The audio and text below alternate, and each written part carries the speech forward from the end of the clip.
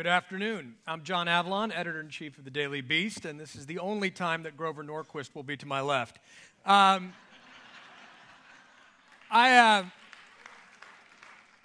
think, over the past 4 decades, there have been few more predictable applause lines in politics than getting tough on crime.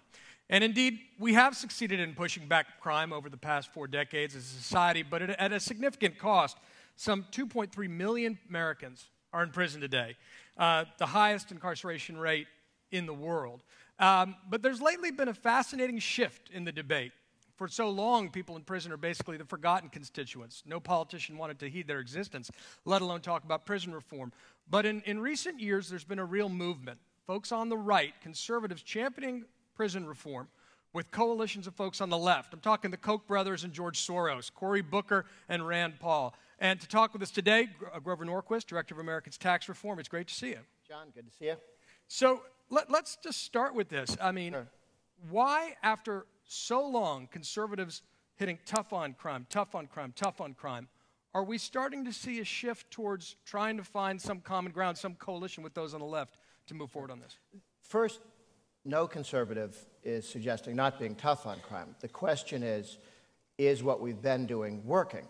How should one be tough on crime? How should one, fighting crime is one of the few things that the government can legitimately do. You want a national defense to keep the Canadians on their side of the border, and you want to have police and a judicial system so people don't steal your cars or shoot you. So those are functions that the government should do. And there'd been this sense, I think, from too many conservatives, starting with me, I'll focus on all those things the government ought not to be doing, that they do poorly, shouldn't do, and will reduce the damage that they do. We spent less time looking at those things that the government needs to do and asked whether they were doing them competently. There was some trust that conservatives gave to the experts. There was a sense that we were measuring inputs. I had a guy who went on to be Attorney General tell me if we just put 800,000 more people in prison, the crime problem in this country would be solved. Like half your advertising is wasted, which half, right? Which 800,000. Right. But 800,000, big number. And we're measuring inputs. We put 800,000 people in prison. Rather not. How about measuring outputs? Are we reducing crime? So all these things came together. Plus you had the Christian right, the folks from Prison Fellowship and Justice Fellowship who spent time in prisons coming back talking about, how expensive it is for one of these inmates to make a phone call home. How disruptive it is to family life. Walking through that. So a number of those things came together. And I've been working with a working group almost 20 years. And then it kind of got formalized back 2010 with Right on Crime, a national network of people like the 12 or 15 of us that used to meet 20 years ago in D.C., many of whom had personal experiences. Some had been in prison, Pat Nolan with Christian Fellowship. Others had relatives in prison. And then there were the group of constitutionalists who really focused on their 4,500 federal laws, their 3,000 regulations that can send you to prison. Ignorance of the law is no excuse. How many of the 4,500 or 300,000 do you know? This has really gotten out of hand. Well, and so what is that fulcrum? Because you made the point that a lot of the conservatives early on, yourself accepted, who were interested in prison reform, had spent time in prison, or members of their family had. One of these issues where sometimes conservatives become what might be called liberal on issues that affect them personally. How do you build, I don't mean that as a jab, I just mean, how do you build that coalition of concern outside the people who have been personally affected? How has this become a broader cause? Well, that's what's happened. Governor Perry in Texas, working with the Texas Public Policy Foundation, one of the very strong center-right think tanks in Texas, started coming up with a series of ideas on how you have to put everybody who has a drug problem in prison, drug courts. Can you have less time in prison and higher touch probation, parole perhaps? And they've started passing 2007 a number of changes, led by the guy whose picture would have been who's the toughest guy on crime in Texas, not the guy who you thought of as the touchy-feely guy. And because it came from Texas, because it came from the Republicans in Texas, because when they're not reforming the criminal justice system, they're executing murderers, People in other states said, they're doing what? Texas saved $2 billion by not building prisons because they didn't put more people in them. They've dropped the number of people in prison over the last decade about 12%, and crime's gone down 22%, faster than, I mean, the whole country's had a secular trend downward, but Texas has fallen faster. So they not only aggressively tried to have fewer people in prison for shorter periods of time, but they were more successful in driving the crime rate down. So whether the new approach is the reason, at least didn't get in the way. And you can spend less money. They spend $50,000 per person they keep in prison in California. So how much of this is an economic issue for conservatives, and how much of it is a moral issue? Well, different people are at the table for different reasons. And some are at the table for both reasons. And when the Christian right guys get in, worried about prison rape, they're very active in the efforts to reform that at the national level. The bill was passed under George W. Bush on that. Right. And that largely came from the Christian right guys. But when they hear about some of the costs, they go, well, that's outrageous. And when the people who look at, I mean, $20,000 a year to put somebody in prison in Florida, $50,000 in California, something's wrong. Something is not happening. And that putting more people in prison is not for longer periods of time. I mean, 75-year-olds in prison for bank robbery are probably not going to rob banks if you let them out. Mm-hmm. The whole question of drug prohibition and people's sense on that has shifted a bit. So let's talk about drug prohibition. I'm going to use a word that scares a lot of conservatives, amnesty. When you have people in prison for crack violations that are now, would not have the same sentencing requirements, when you have people in prison for marijuana possession or crimes that would not be crimes today, what's the right way to handle that? Is that an appropriate degree of amnesty? Well, the former Republican governor of Maryland gave a speech at the State Policy Network, the conservative state think tanks, talking about how he said nobody had given it much attention, but he was busy pardoning and paroling, whichever he needed to do legally, people who were just in that category, and had a great deal, he felt, success in minimizing the damage of some of the excessive laws.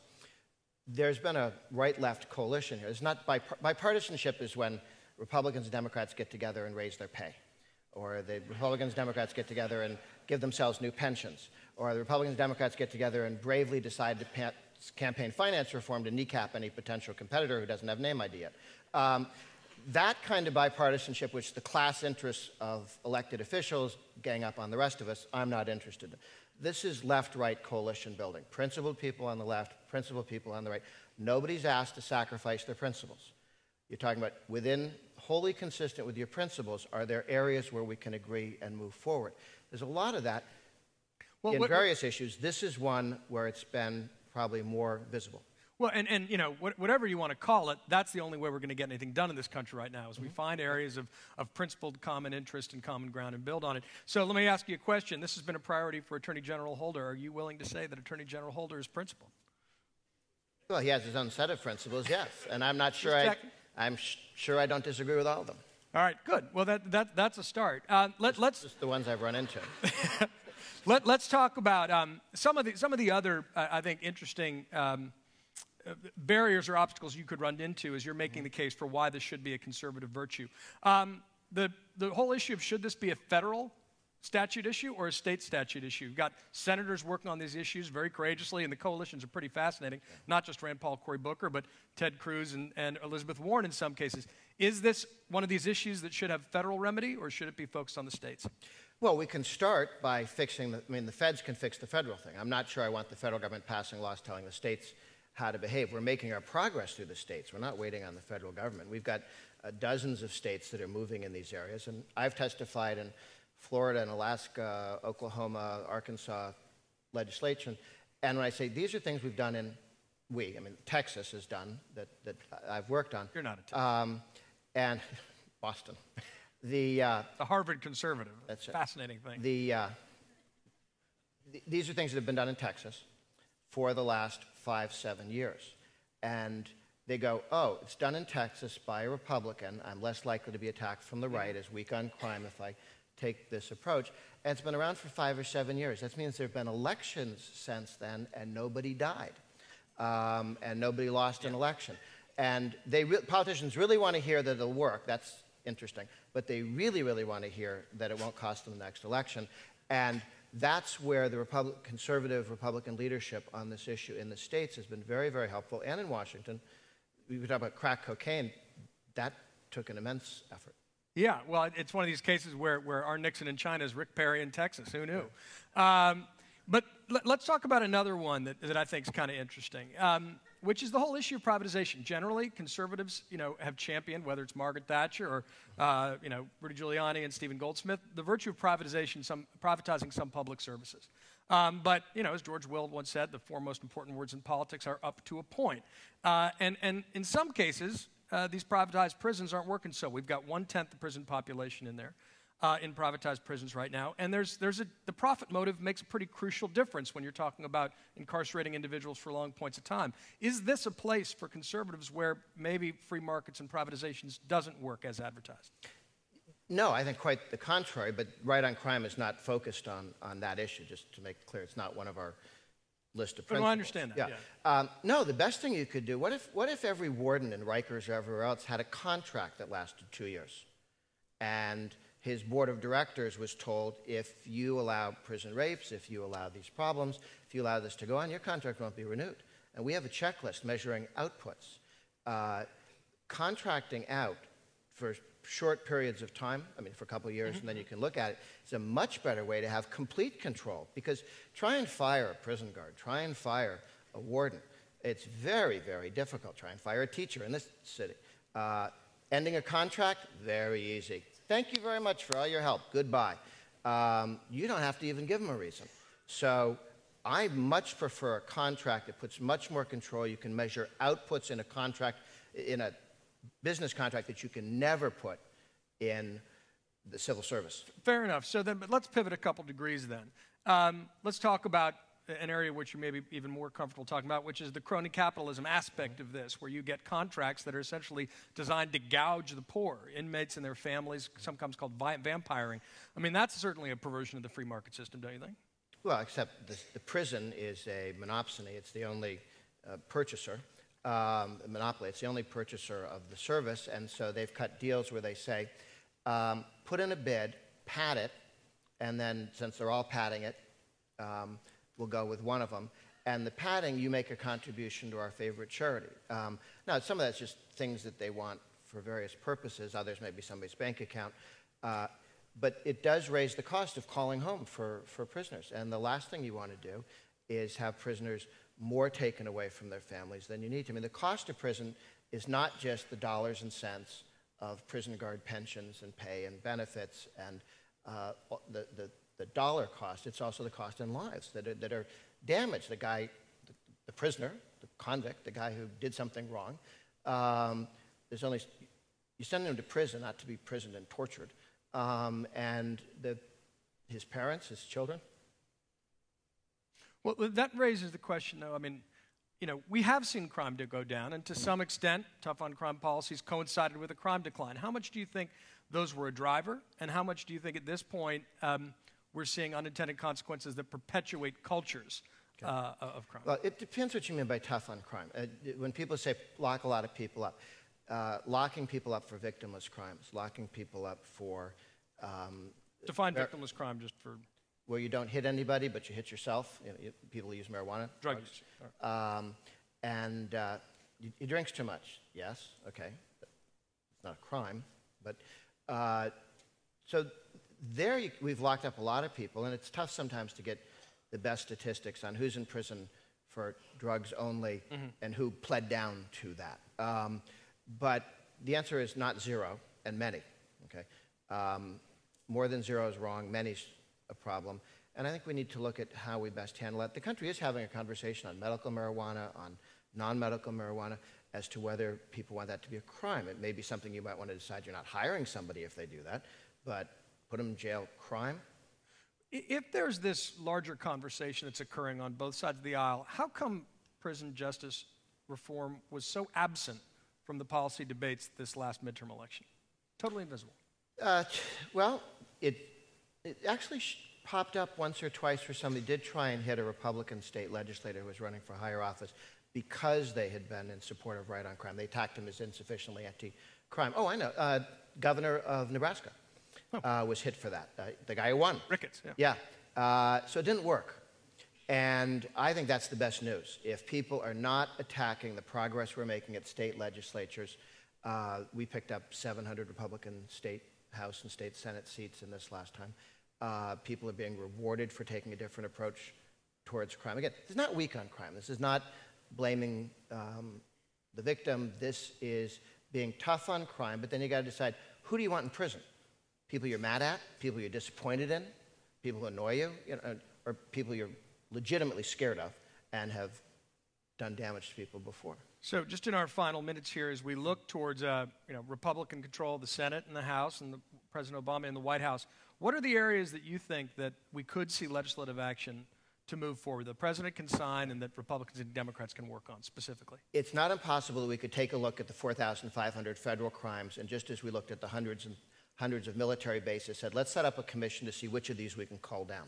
And let's pick 100 of the 4,500 crimes and say, these are duplicates of state laws, like carjacking, okay? The reason why carjacking is a federal crime is because it was in the headlines for 2 weeks and somebody stood up and said, I'm really against carjacking and I want a federal law. I mean, all 57 states had laws against carjacking. We didn't need the federal government to weigh in on that, but the guy got a headline out of the whole thing. And now we have the stupid law. Nobody's going to vote to decriminalize carjacking standalone. But if you put them in a package, like we did with base closings, you might be able to prune back some of the excessive federal legislation. I think you will see work on the mandatory minimums. Lee of Utah and the Illinois, Durbin, have legislation. Rand Paul has legislation. It's a little broader than that. I think the Lee-Durbin one is the most likely to go through, reducing some of the mandatory minimums for drug offenses. We did this once on crack cocaine. I testified before the House Judiciary Committee on that subject. To do that, we had to have a unanimous consent, which means every single person in the House, every one of them could have been on TV that night if they just raised their hand and said, I object. Nobody did it. That was a broad consensus, which came from right and left. It only took us 18 years. So finally, for the record, if conservatives want to work with President Obama on this issue, you'd support him. It's not a black mark for ATR. No, I mean, you just do it consistent with your principles. You don't expect him to give up his. If you're waiting for that, you're just wasting your time. But where you can find opportunities, yeah, absolutely. There you go. Smart on crime, not tough on crime. Thank you, everybody.